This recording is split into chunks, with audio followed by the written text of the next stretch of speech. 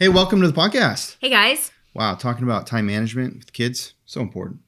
Especially during this time of year. I mean, there's a portion of the year where the majority of society tends to have a transitional break. It's called summer. Even if you are homeschooling, a lot of homeschoolers will lighten up. Maybe they'll do a different curriculum on the side, or maybe they'll do a light continuation of school. Well, we've done that over the years for sure. But regardless, there's two really big transition times. Well, then there's some minor ones like when there's Christmas break and so forth. So I think that this topic is relevant all year throughout all seasons of parenting, regardless of how old you are, because time management is something that all people get challenged with at times, right, Isaac? Yeah, and I think it's more important than ever. I think we're going to be seeing more and more Christians entering into entrepreneurship. Yeah. And even if your children don't, it is one of the key attributes of why people make progress within companies too. So either it lends them to be able to do entrepreneurship because they're self-disciplined, they're good with their time, and they're proactive at doing hard things and these kinds of things.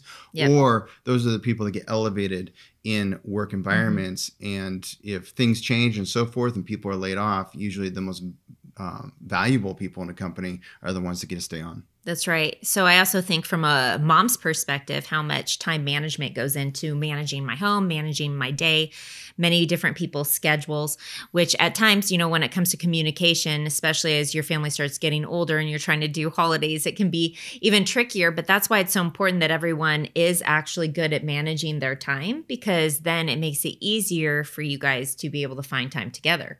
Yeah. And so, I think that there's also this element of, our ministry, Courageous Parenting. The tagline for the last 5.5 years since we began was raising confident Christian kids for an uncertain world, right? So there's this part of that tagline, raising confident Christian kids. What do we want for our kids? There are many things that we all want for our kids. Obviously, there's the spiritual legacy aspect of it, them knowing God and wanting to live for Him and live out His purpose for their life. And that's something that is unique to each person. But then there are some collective things that are the same, like the Great Commission and loving God, right? And making Him known. But then there's this other element of like wanting your kids to be successful, wanting them to be productive, wanting them to be able to contribute their best, give their best contribution to society, wherever they live, right? Or to their communities, to their churches. And the reality is when your kids grow up and they launch, right? Because we're raising confident Christian kids to launch from our homes. Time management is one of those skills that I think is not taught very often in schools. Right? What do your kids actually experience? If they go to a school, what they're experiencing is someone else managing their time for them. Yeah. And they're just following along. Stand in this line, go to this class, the bell rings, go to your next class, the bell rings, go to recess, right? And even with church and different things, there's a schedule of events and they're following the leader, if you will. Well, there's a lot of, you can read back, the Industrial Revolution really moved forward how schools were ran and so forth. And there's some thought that all of that was to create factory workers. And not that there's anything wrong with working in a factory, but it definitely isn't for everybody, right? People have kinds of gifts and talents and abilities. And as far as making progress in uncertain times, I think you want your kids to be able to make progress. And, so all that kind of controlled methodology doesn't really lend to good time management. Also, micromanaging your kids, if that's your style of parenting, that also doesn't lend well to giving space for your children to manage their own time. That's right. It's interesting because when I look back over the years, I think I was much more of a micromanager, especially in those early on years of homeschooling.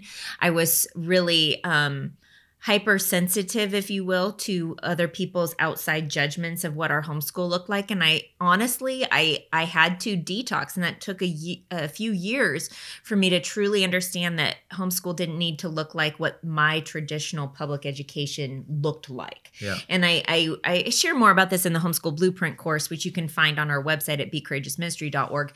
But essentially, recognizing that one of the best things that I could teach my kids is giving them some space to have to manage their own time, and that is actually part of their education too. All right, we're going to get all into this. I do want to start with a scripture, Proverbs 16:3. Commit your work to the Lord, and your plans will be established. First and foremost, teaching our kids to commit their plans to the Lord. to make sure they're on the right track, to make sure God's involved and giving them wisdom and so forth. But we have something to talk about. You know, it's interesting, as we're starting this next school year, I've shared a couple times about the curriculum that I'm using with the kids this year. We're going with Masterbooks. And if you haven't heard of them, I'm going to share briefly. If you're watching our YouTube channel, by the way, I don't know if you knew this, we have a YouTube channel. We just hit 500,000 views, 494,000 of which are from this year, because we really just restarted the YouTube. Yeah. So the YouTube channel that got started like the last week of December, probably something like that. Right. And so it's exciting. So thank you to those of you who are watching. But if you are watching, it really is part of the double impact vision for this year. So if you love the episode, please share it, comment everywhere. It helps the algorithms, whether it's on YouTube or Apple, Google Play, Spotify.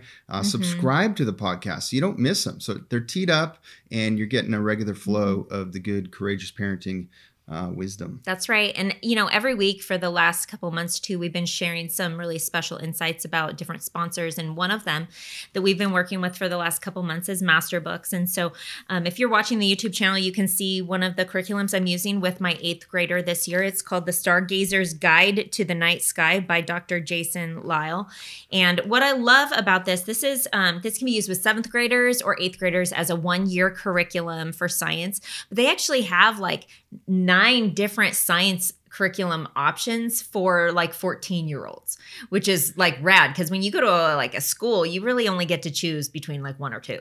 And what's also awesome about this, all of Masterbooks curriculums are vetted by a team of people who are making sure that it's coming through a biblical worldview, which obviously is very different than what your kids are going to be getting in a school system as well. And so I'm really excited because this curriculum I'm going to be using with my middle schooler has the teacher guide in it. I'll just show you briefly for a second. It goes through and tells you the lessons are about 30 to 45 minutes. Hey, that's awesome. 30 to 45 minutes. And I have little kids that'll probably be listening in because they're really excited about learning about stars, right? And looking at telescopes and different things in the night sky. Right now we have a lot of smoke. And so we have to wait to get started till the night sky clears up a little bit. But what's awesome is the different images, the beautiful images that are in this curriculum on every single page. There's so much scientific evidence. Dr. Jason Lyle has a PhD and a master's as well.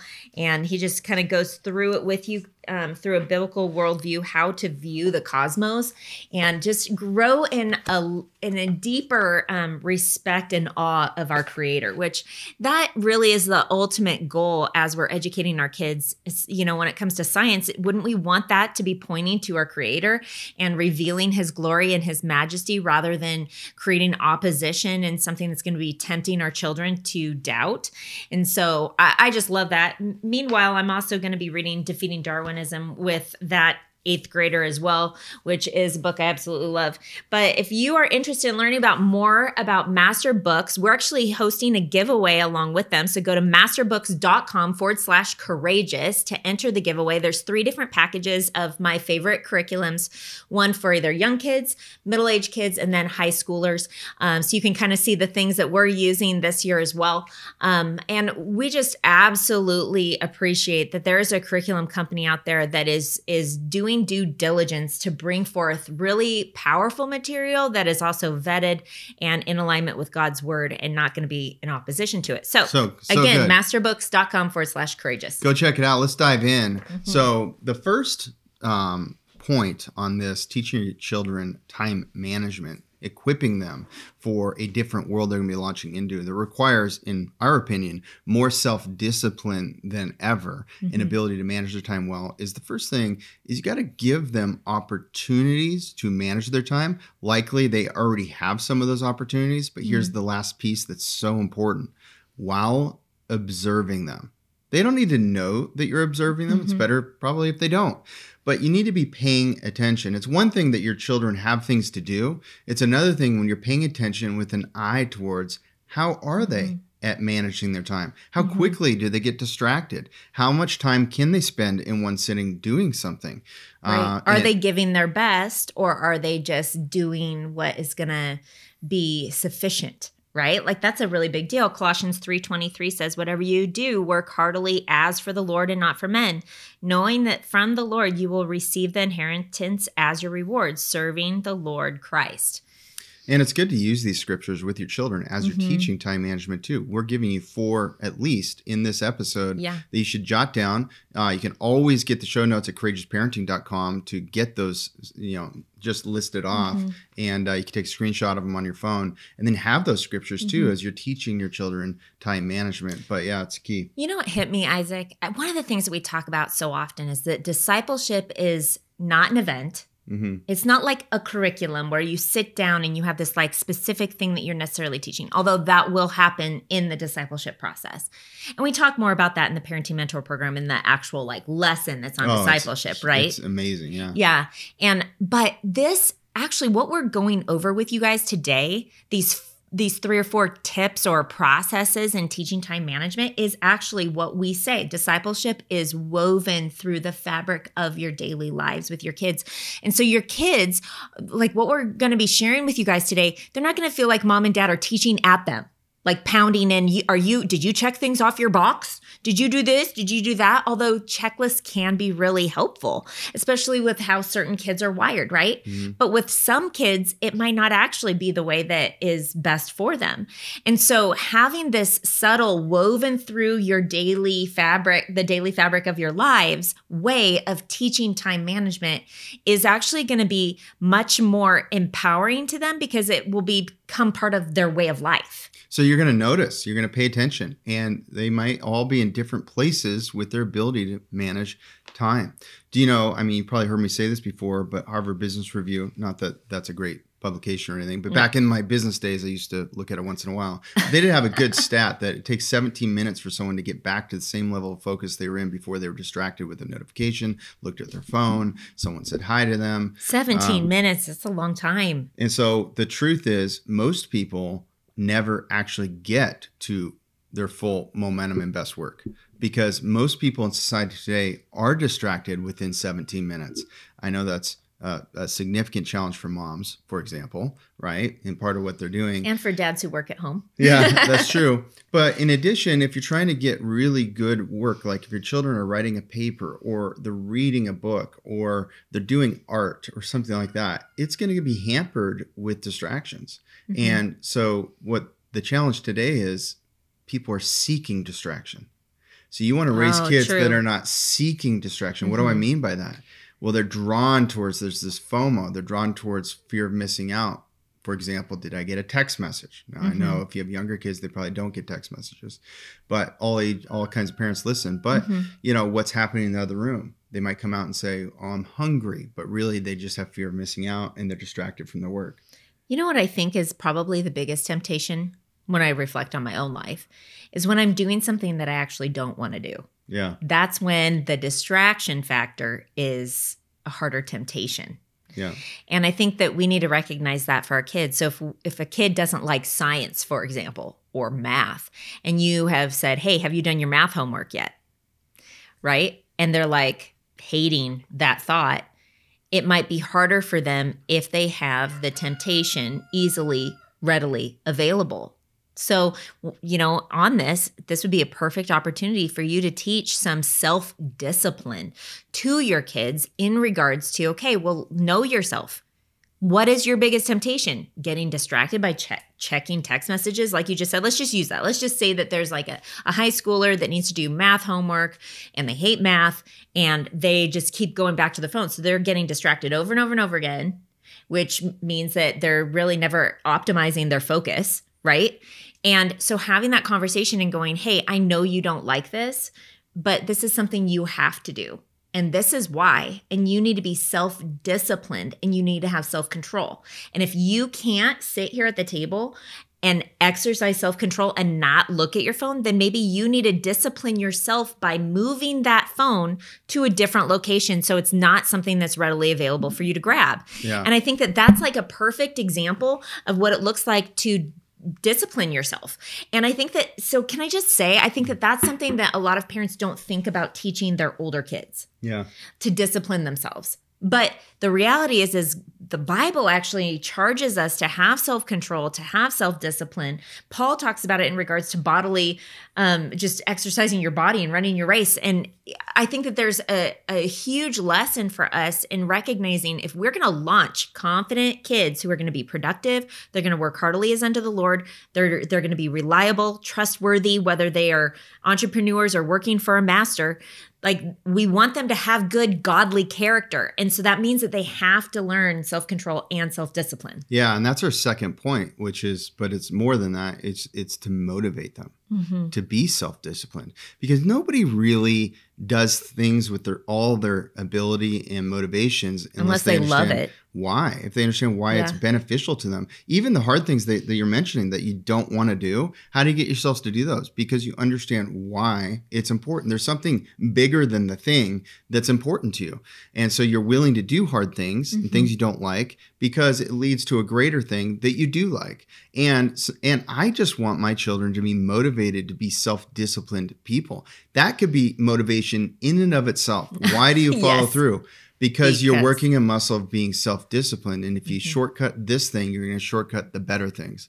And so you have to motivate them on what the why is and motivate them to do that. And one thing, several things you can share with your kids, but people that aren't self-disciplined, they pretty much stagnate in their roles in life. And if they want expanded roles in life, they have to show that they're self-disciplined, not by what they say, not by what's on social media, but what they actually do, the reality of their life and what people see and in real time.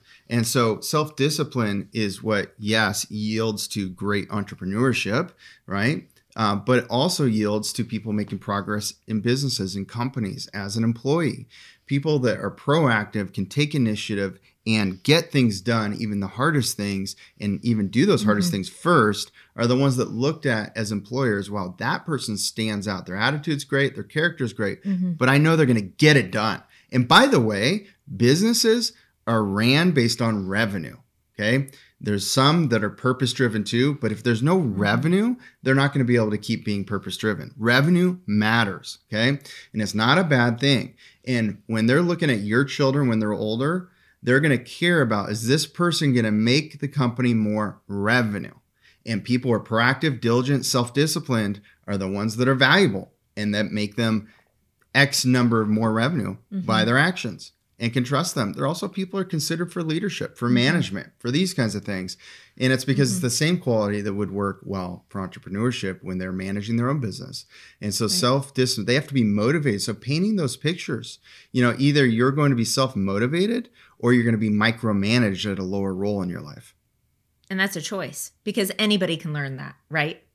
And so I think that that's what it really comes down to, is what do they want for their life? Do they see the purpose behind having a choice? Recognizing that we do have choices in this life. I think that that's one of my biggest faux pas or issues with the public education system, is that there is this underlying compartmentalized way of educating people to make them all fall in line and be a certain way and do a certain thing. And I think that that's one of the beautiful aspects that, as parents, when we recognize that, we can try hard to have out-of-the-box experiences for our kids, even if you can't homeschool per se, right? Like, what are you doing extracurricular-wise where you can be helping your kids to learn self-discipline? And learning self-discipline, I don't want you to be confused and thinking that just because your kids are doing a sport where their coach is helping them to be self-disciplined in physical exercise, for example, that is still being managed. Is your child going to continue working out after that sport is over on their own free will, choosing to be disciplined themselves? Because that, if they can take something that they have learned and it becomes a lifestyle that is a choice that they are made and they're intrinsically motivated to do that, then that thing that they were doing before, that sport activity, does reap a positive benefit in your child's life. If it does not, then you need to evaluate and go, okay, so that didn't work. We're not going to do that again. Let's find something else that's going to help my kid to be intrinsically motivated. Yeah, because in the sports thing, they could be motivated to work out just to win and be stronger and knock people over, right? I want to be stronger and bigger and more muscular so we can win, so our team can win. What happens when there's no team anymore? Right. If the motivation, if the why is just singularly focused on a sport, that's a problem. Yeah. So, as parenting, like understanding that those can be great, like pivotal experiences for your kids to understand what it feels like to have a reason for why they're doing something, but then don't let it stop there. Like you need to take it a step further and go, okay, so what are you intrinsically motivated to do in your life? And how can we help you to remember that cause, remember that motivation, and support you in being diligent and focused and committed to what you desire. Yeah. And I think that really and this is something you can even do with a kid who's playing soccer when they're 9 years old. Like, yeah, that's great, buddy. But here's the real thing you should be thinking about. Like, are we having those conversations in the cars with our kids after the games, after the practices? It even has to do with your littles, your 3-year-old, your 2-year-old, your 4-year-old, your 6-year-old, cleaning the room, putting toys away. Right. And here's a scripture you can use with all aged kids, which is Proverbs 6:6-8. And it says, "Go to the ant, O sluggard, consider her ways, and be wise. Without having any chief, officer, or ruler, she prepares her bread in summer and gathers her food in harvest." Wow, that one is powerful because it is directly talking about the example of not having a ruler, a chief, a boss, for example, right? A micromanaging mother. And this one, and you can start this and create intrigue with your kids. You just got to be like the ants. What do you mean, Mom? And then you can teach the scripture. It's it gets their attention. And it really talks about not being a sluggard. What is a sluggard? A lazy person, right? It's self-gratifying, seeking comfort only, and selfish. Isn't that what a sluggard is? And that's what leads to those actions. I'm just going to do what feels best in the moment. I don't care about the future. I'm not even thinking about the future. Not even thinking about the ramifications of me eating cake every single day. I'm not thinking about it. I just want comfort. Right. And if you raise kids that only want comfort, they're going to have a terrible life. Seeking comfort. The Bible doesn't give us prescription to seek comfort. It actually gives something very different. Now, it's okay to live comfortable lives and enjoy things and rejoice. And God made raspberries taste good for a reason. He could have made them not taste so good, right? There's lots. God is good, and He wants us to enjoy and have joy and so forth. But it's not. But our purpose in life is not to seek comfort. Let's go on to the third thing that we wanted to talk to you guys about, and it's in teaching this concept of time management to kids, because we know that God calls us to be stewards, biblical stewards of the things that He's given us, and He's given us all an undisclosed amount of time that we are to steward. Time is truly our greatest commodity.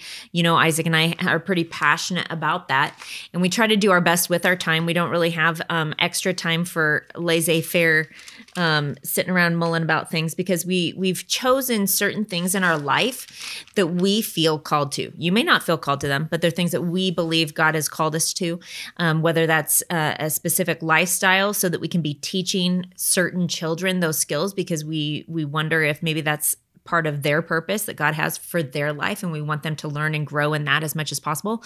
Or even just looking at the world around us and saying, Lord, you've given us this land. How can we steward it for your glory and bless other people and take care of our family and be tending the land? And I think there's something really powerful in that. And I know that that's not for everybody, but for us, that's something that we've been called to. We know that because God gave us this place.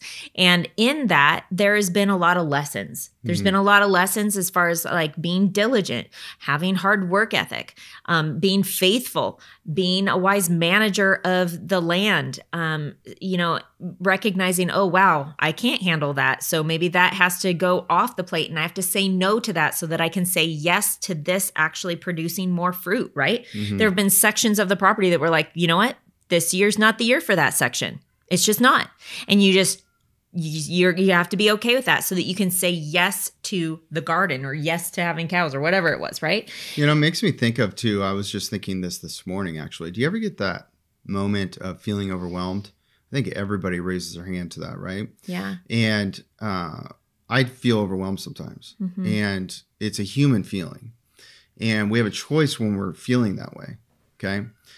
You can feel weakened by it and stay weakened by it. Okay. And that is just going, I'm overwhelmed. I don't know what to do. And you just and then you let it sit and you just keep doing things. And then that's not helpful because that's still there. You've allowed that feeling to be permanent. And I just refuse to allow that feeling to be permanent.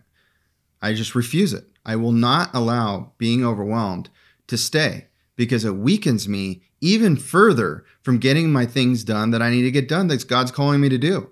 I don't need to know how I get everything done. I don't even need to feel like I'm gonna get everything done. I live in an existence where there's always things that don't get done, actually. And you know what? Executives of big companies, they live in that existence too. And so it just depends on what you're allowing God to do through you. You know, we just committed to planting a church. Why? Because we feel like we're being obedient to God to do that. Well, what about all the work you do, Isaac, full time for the ministry? Yep. I've got to keep doing that. That is the most important thing we do. This ministry is impacting people in 194 countries. And it's incredible the impact. Way over 1 million people are going to be impacted this year by the ministry.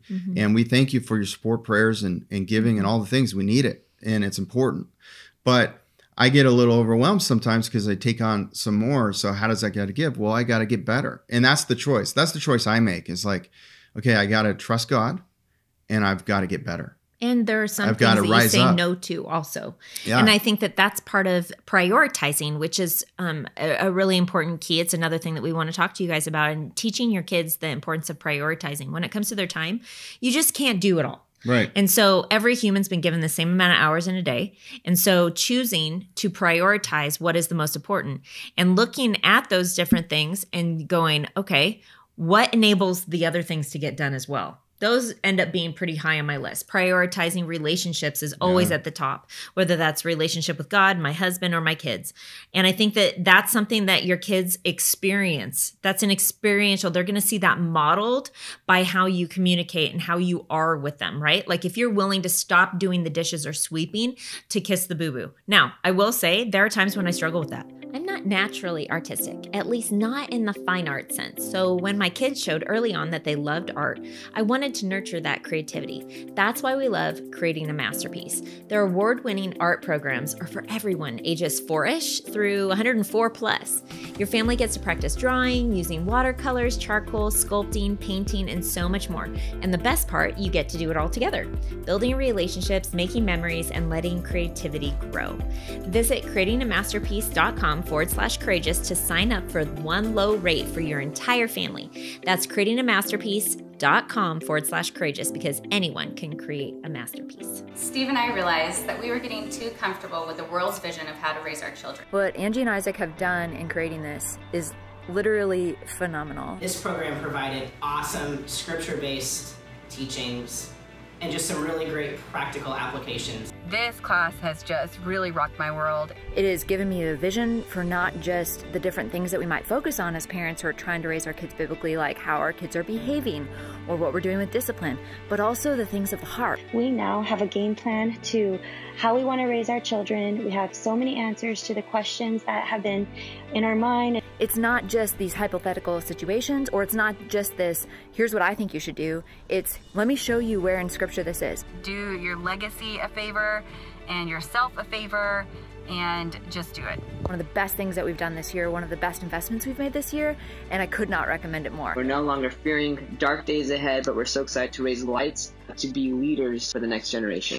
I'm just going to be really honest with you. I'm not perfect at this. Sometimes I get in my driven, productive mom mode, and I'm like on a mission, getting this house picked up, and then all of a sudden a little 3-year-old comes around the corner, I need help. And I'm just like, inside. But I think to myself, I don't want them to see me grumbling. I don't want them to feel like a burden. And I go, what is it? And I have to lead myself. Again, not perfect at this all the time, but I'm sharing this with you guys because when you're prioritizing relationships, that's one example of how it can look.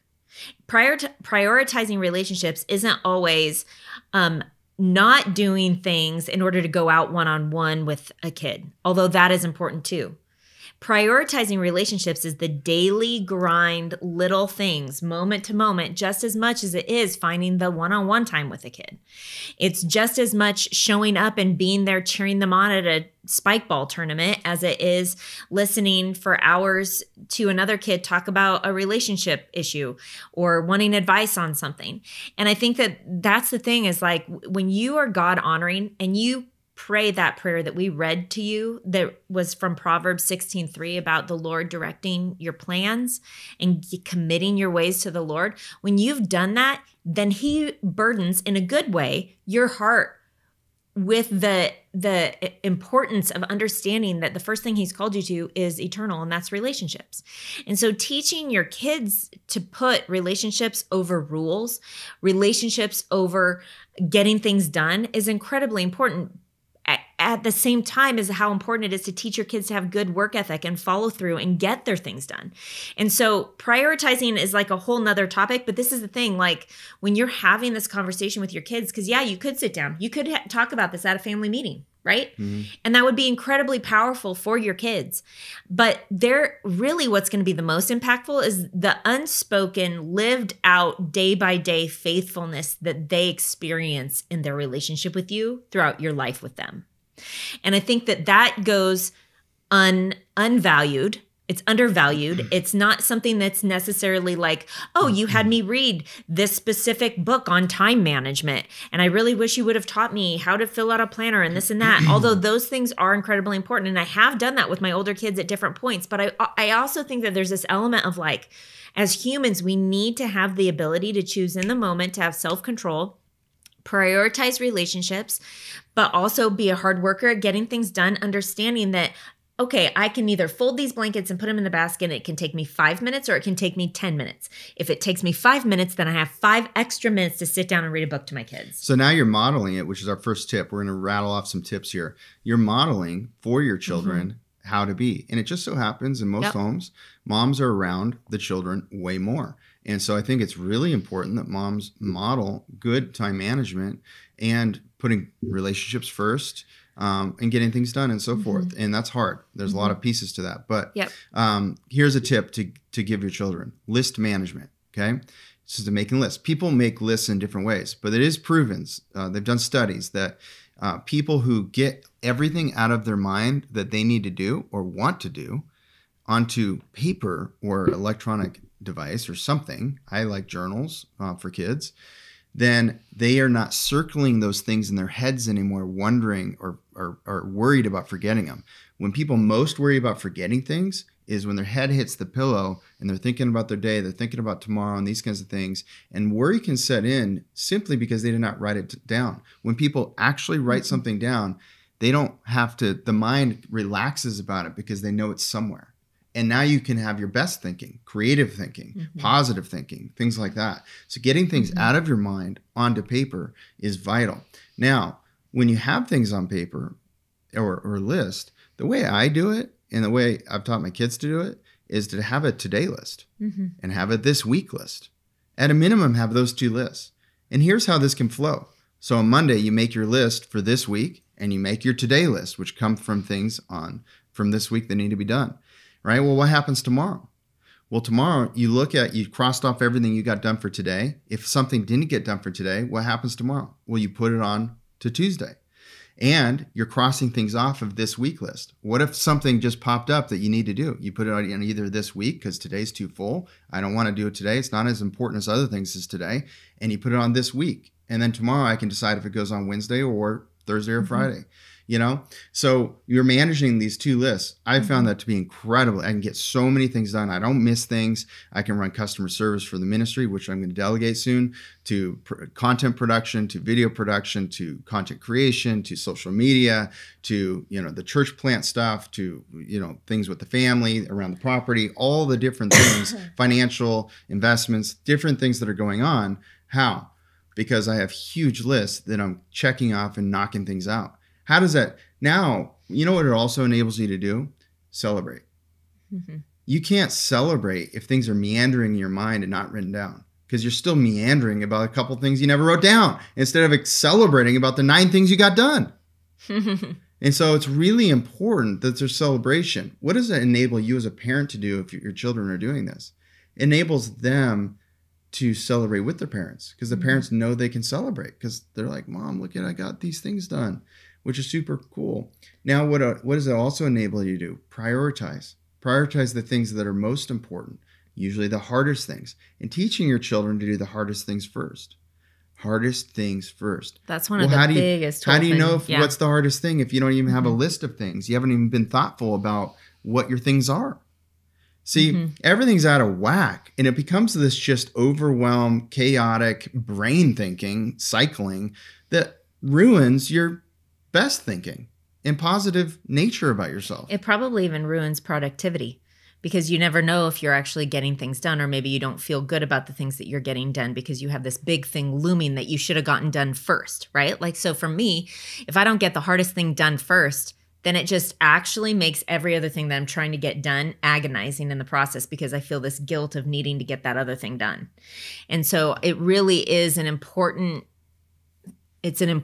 skill. I'm going to call it a skill, because this is really something that you have to learn. Just like how learning to sit and listen and be still is a skill, right? And it's counter to how we were created as humans, right? To actually do the hardest thing first. Most people try to avoid the hardest thing. So it's counter to who we are in our human nature to do the hardest thing first. It's also counter to who we are in our human nature to be still and just be in the presence of the Lord and to hear for him and wait patiently for him to guide you, and to be willing to go through whatever sanctification that he's doing in your heart so that you respond in the way that you're supposed to respond to something, right? And that's a process. And so I think that when it comes to like getting things done, there is so much more that is actually taught to our children that is equipping their character, that is building their character, that's far beyond getting things done. Life is not about getting things done. It's not about how much we got done compared to how much that person got done. It has nothing to do with that. It's about the Lord, actually. And so when we put too much of an emphasis on getting things done, which is sometimes what, if you're just teaching your kids list making only, that can actually be portrayed as like, this is how I'm most valued, is by working really hard all the time. So when you take this concept of celebrating and you put it in there as like, once we get these things done, we're going to celebrate, kids. We call that work hard, play hard. That's been like one of the Tolpin family models for many, many years. Work hard, play hard. Then it brings some kind of joy and purpose to it. Like, oh, this might be hard right now, but in a little bit, we're going to be at the beach. Well, this might be hard right now, but in a little bit, we're going to go on that RV trip. It's so important. It's like yesterday we had a cow issue, and on our property and our neighbor's property, we're sharing it, doing cows together. There was not enough food anymore because we're learning. And so the cow, one of them just kept getting out. No matter what we did, kept getting out four times in one day. She's an escape artist. And that's dangerous, right? Yeah. There's a big road with cars going fast. We can't have cows getting out. That could kill somebody, you know? Yep. And so coordinating with the neighbor, and we were going to move them over to this other pasture. But it needed all prep work. It needed all the wires fixed. It needed everything set up. It needed weed eating all around the 5 acres. It needed all of these things, the water brought over, all these things done. And we just did a powwow, me and the Tolpin older kids, and we divided and conquered, and we celebrated afterwards. And I acknowledged in front of the family that night, and we even had a guest over, I acknowledged some of the things that people did well and celebrated, because we literally worked nonstop for 5 hours, and we got it done, and we moved the cows over, and that was pretty cool. It was like amazing. You can do incredible things together quickly when you work together, but somebody's got to be leading and creating lists, and people have to be orientated towards, okay, I got my thing done. I'm not done. No, this is a teamwork. Now, what's the next thing to do? Versus just meandering after they get something done. You've probably experienced that with your kids before. Where they like do the chore you told them to do, and instead of going to the next thing that's on the dry erase board list, they go to their room and they sit down for a second. And you're like, hey, are you done with that thing? Yeah. Okay, well then come and get a new thing off the list. Why didn't you just do that, right? Like, we've all been there before. And so teaching your kids like what you're talking about, that we're a team and we're going to get all of these things done. And so when you're done with something, you just come to me if you don't know what to do next. Otherwise, just start doing something next. You know, and teaching that kind of working together is actually a really powerful experience for them for their future also, right? Because in order to get big things done in life, you got to be able to work as a team. Now, this is hard for anybody to do to themselves. This next thing I'm going to teach you. But if you can teach your children to do this, it's incredible. It's to discipline themselves, meaning that they have their list, their things. If they procrastinate, if they allow things to sway them, if they're a little bit lazy and they don't get their stuff done, Or they don't have a good attitude. To actually have them themselves, without a parent telling them, to call their friend and go, you know what? I just need to get some things done tonight. And so I'm not going to be able to come over. I'm not going to be able to do the thing. If they ever can get to that point where they work a muscle, where they have it's the sowing and reaping, right? It's an integrity thing. They're reaping what they sow, and they're causing themselves to experience a consequence because they want to be self-disciplined. They want to make sure they get their stuff done, and they don't want that weakness to creep in because you've sold them the value of it so much that they cancel something positive they want to do because they didn't follow through on a commitment. Something, and they go and get it done. You know, and I think that that's the hardest thing to teach kids. And I will say that I do think this is, yes, for sure. This is the hardest. A hard one. This is the hardest thing to teach kids and we've had older kids. And I think that some of them are better at that than others, just naturally. Delayed gratification is another thing that can be taught to kids, and what it means to delay gratification. It's not just that there's a consequence of not getting that thing. That was the example that you gave. But even just disciplining yourself in a sense of like, no, I'm not going to spend this money. Even though I had told myself I'm going to go do this, I'm actually going to save it for the next bigger thing, right? And so teaching them these principles of sowing and reaping, of self-discipline and following through on their commitment to themselves, because that's really what we're talking about. But also there's this element of like their commitment to other people, right? And so like when your kids are older, like do they take care of their rooms and things? This has been a challenge for us with certain kids more than others, for sure. And I think that that's true in any family, right? Where some kids just are naturally more inclined to be organized and others less. And I do think though that there's this element of teaching your kids like, okay, but you have a commitment to the family also. And if you follow through this commitment, then yeah, sure, go ahead and do that. But if you don't, are we going to suffer for it because you didn't follow through on your commitment? No, it shouldn't be that way. You should discipline yourself actually, because you're older. And so I think that it's a very complicated, hard thing for parents to teach their kids. But as we were going through and we were preparing for today, it's just something that kind of came up that we were like, yeah, we could be better at that. And I think that you guys, you know, anyone that's listening, we're talking about so many different aspects of time management. And what are the different character qualities that are being instilled because of all these things? Think about this. We just made a short list. Self-discipline is one. Self-control is another. Being a good steward of their time. Faithfulness, right? Because God calls us to be faithful. And he also says that if you're faithful over little, you will be given much, right? So there's this element of teaching your kids, like if God can trust you. That's something we've talked to our kids about a lot in the past is like, can God trust us? We want God to be able to trust us. And so we are trying to be good stewards because we want that. We want God to be able to trust us. Okay, I want to get it in. Here's a final tip is time blocking. Work expands to the time allotted for it, someone once said. So work expands, so the how long something takes longer if we allot more time for it. Wait a minute. It takes shorter if we allot less time for it. So if I give myself 30 minutes to shower and get ready for the day, there are days where it actually takes longer than that. Yeah. And it's because I haven't given myself a deadline. Right? This was something we were just talking to one of our kids about this morning is that like if I have something I have to be at, isn't it remarkable that I can literally get ready for the day in 10, 15 minutes and be out here shooting a podcast or be in the car ready to go and going to the errand or whatever needs to be done. If there's a short period of time, we make it happen as humans. I'm sure you've experienced that. So teaching your children that too, put a deadline on it. So, okay, I'm going to work on this. Well, how long are you going to work on it? And how much are you going to try and get done during that period of time?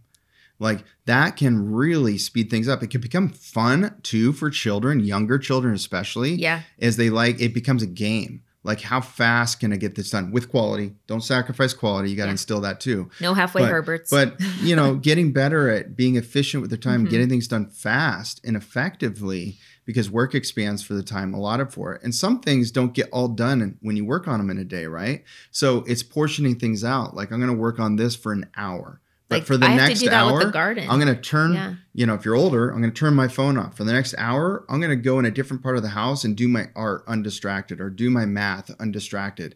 And I'm going to see how much I can get done in 1 hour, understanding that I'm going to get the favor of momentum because I'm not going to allow any distractions to impact me for a solid hour. That principle is amazing. And they're going to come out so refreshed, so excited because they got their water ready. There's no excuse to come get water. They got their snack ready and they go off into the room and they work on it for an hour. There's no excuses, no distractions, no getting out of it. We call that knocking it out. Knocking it out. But what does that teach for their future?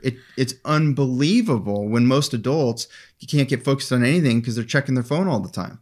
They're getting notifications popping in and out all over the place, and they're seeing it, and now they're distracted. They think they're good at it. They think, oh, that doesn't affect me. It affects you, and it's going to affect your children too. Yeah. Right? So it's super, super important. So that would fall under another biblical character quality of being a wise manager. Yes. Time blocking would be a wise manager. And there are so many aspects. It's funny. People are always asking me for, Angie, can you do a life in the day of? Do a life in the day of. I mean, I might do it at some point, but you're funny. I mean, that would just take time in and of itself that I don't have. But I'm living my life, right? And I do time block actually in chunks. I do big chunks of time. So like, here's my homeschooling time. Here's our family house cleanup time. Oh, we're going to work out in the pasture weeding, or we're going to work in the garden for this chunk of time. And when I have like 4 or 5 big things in a day that need to get done, whether it's I got to go get my milk, or I got to go to the grocery store, that's a chunk of time, right? I evaluate how much time is that actually going to take. And then I think about the day, right? When is nap time going to happen? So I'll schedule anything where I'm going to have to be gone during nap time so that I'm here as much as possible when my kids are awake. And the older kids will be in charge of the youngers while they're napping so that they can still get school done or whatever, right? Like you time block and you prioritize when you're going to do certain things based upon when it makes the most sense, right? Like I'm not going to go out in the hottest part of the day and go sit and weed out in the pasture for 3 hours with kids. That would not be smart. But I could do that earlier in the morning when it's less hot and we could get way more done because we're not baking out there like in an oven. So you prioritize utilizing wisdom and being wise about the day. And I know that this might just seem super elementary to you, but I think that there's something really powerful in acknowledging that as adults, we think this way easily, but kids don't. And they actually need to be taught it. And so teaching, okay, we're going to do this first because it's too hot later. You see how your kids they go, strategy. They learn it. And so, by the time they graduate, see how it's woven throughout the fabric of your everyday life. And then they graduate or they launch out into the real world and they just have this ability to do these things. And it wasn't necessarily something where they sat down and they did a curriculum on time management, but it was something that was skills, life skills that were taught, woven throughout the fabric of their daily life as they're doing life with mom and dad. So let me ask you, what's better, starting things or finishing things? I think you're going to say finishing things. Well, the Bible does have something to say about this. Ecclesiastes 7:8 says, better is the end of a thing than its beginning. And the patient in spirit is better than the proud in spirit. So patience to finish things is what this is saying. And the finishing is better than the starting. It's making a point that we need to follow through. And that is an incredible thing that needs to be taught to the next generation. Patience. Is patiently diligent to make sure that we follow through despite any and all obstacles, leaning on the Lord for his help and trusting that he will show up. I want to pause for a second and share something that's been on my heart. This economy has changed, and it takes more to equip your children to thrive financially today. We can't just assume that sending them off to college or helping them get a job will make them successful. You Thrive Academy is filling in the gap left by educational efforts and offers a personal finance online course that's relevant to today's economy. I'm excited my teenagers are taking this comprehensive course knowing any gaps will be filled in financial preparedness. They're learning career readiness skills and how to manage their money through budgeting, saving, investing, borrowing, and protecting their assets. Make You Thrive Academy a part of your summer initiatives like we are. Go to youthrive.academy/parents, that's the letter U, and get 66% off retail, which is exclusive only for our listeners. Use the code COURAGEOUS at checkout before it expires. And again, that's youthrive.academy/parents. Yeah. That is what we need to be teaching our children. So get that scripture to your kids. So let's share our unprecedented times tip. Okay, let's do it. But first, just a quick summary. First, you got to assess, then you got to motivate, and then you got to teach the tips, and then you got to model getting stuff done. And you're not going to do all that in a sitting or something, but those are the points of the episode. But yeah, unprecedented times, isn't it? Okay, so we were just talking about teaching your kids time management. We're talking about evaluating, being observant as parents, letting them be tested, if you will, in a sense where you let them try to manage their time and you watch and you see how they're doing, right? That's a test. And then you go in and you give some suggestions, you lead, you teach, you motivate, you give them all the whys. But what about us as parents, right? There might be something on your, on your heart or in your mind, a skill or something big even that you want to build that you're like overwhelmed because you don't have the time to do it, right? And you're thinking, how could I add baking bread to my already busy schedule? Like I remember thinking that way, that where there's a will, there's a way. And that is true. And so recognizing that these little statements, right? Like what Isaac was just sharing about time expands, right? For the time allotted for something. Well, the reality is when it comes to baking bread, there's Susie's way of baking bread, and then there's Angie's way of baking bread. And so you can do the time consuming, stretch the bread 4 times before you bake it kind of way, or you can do Angie's way, which is the 9-minute before bed, let it rise, no kneading overnight, and then pop it in the oven after one stretch, right? And it's still amazing bread. Are you going to put that recipe in the show notes? Well, the rest, you got to be on our email news list for the newsletter for that. And also it's on Instagram somewhere. You can go hunt that down. But I will say my point though, is that for years and years and years, I was even deceived in thinking I couldn't do something as simple as adding baking bread or sourdough bread specifically. I used to make whole wheat bread all the time. And I had a daughter that was a huge helper in that. But I didn't do sourdough because I thought it was this overwhelming, over-consuming thing because I watched how other people did it. We got to stop watching how other people are doing things, and we need to pray. We need to just decide if we're going to do it. And if it's important to us, we'll make time for the things that are important to us. All right, we're going to go more in tips in a second, but I think you created interest. So the next newsletter, which should come out in the next 4 days, is going to include her recipe on sourdough. Okay. So make sure you're on it. And if you're not getting emails from us, check your spam. I think we're getting censored by Gmail, Google, and all the things. We've had some issues in the last month. And put it in your inbox, and then it'll start going in your inbox again. We've had some serious issues with that. So the final kind of tips here on unprecedented times is that there needs to be more resolve in the next generation than previous generations. There needs to be, stronger ability to try new things, resiliency, an ability to get more done. Maybe even have 3 different projects going that earn money for future husbands, for your sons. Being open to doing things differently. By the way, I really believe that the future is going to demand that people have 3 sources of income, and ideally, that wouldn't be with moms feeling like they have to work.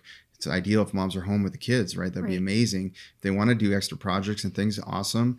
But your future son's providing, it's multiple sources of income. And because one is there's tumultuous times, one might stop working, you need others that you can pour into, So I just think that this skill, the ability to handle more, is vital. And you can only handle more with God, and you can only handle more if you're good with your time, because we don't get any more of it. Right. Exactly. So you have to be a wise manager of your time, choose to say no to some things that maybe are not, really part of the mission or your passion or the things that need to get done, but maybe they've just always been a part of your family way of life. But is there something that you can cut back on to a lot more time? That's another way to look at things too. And I know that for us, we have to be wise about that. And sometimes it looks like there's way too much than what can be actually accomplished on our plate. I'm just going to be really honest with you. I remember in May when I was speaking at homeschool conferences in Texas, and it was like the busiest season on the homestead. We were getting cows for the first time. I had seeds, thousands of seeds for the garden. And you know what? God is good. I prayed over that garden all the time, and the increase that he has been bringing is just, it's all the Lord. And so I think that when you commit your works to the Lord and you're willing to be obedient to him and to make changes and to make sacrifices, he is faithful. And so I just want to encourage you with that, not to let go of the dreams that you have, whether it's something as simple as adding in baking bread or starting a new business, right? Like both could be equally overwhelming to a husband and a wife. But the truth is that if you're doing what God has called you to do, if you are committed to doing it for his glory, then he's going to be behind it, right? And so we just need to go back to committing our ways to the Lord. And don't forget to teach your kids along the process. Like share with them, hey, yeah, mommy's never made bread, so the first few loaves are probably going to be terrible. Thanks for trying it. Like it's good for them to see you try things and not do it, but not give up. Because there are going to be hard things that they're going to have to do in their life that might not work out the way they want them to at first, but they need to not give up. And part of that is managing their time and having patience and continuing and not quitting. So let's not grow in weakness. Let's not allow our children to grow in weakness. Let's instead teach them how to rise up and be more effective and more proactive and more diligent with the time God has given them, which is the same amount of time in a day that he's given everybody else. It's what we do with it that matters. We hope this was helpful.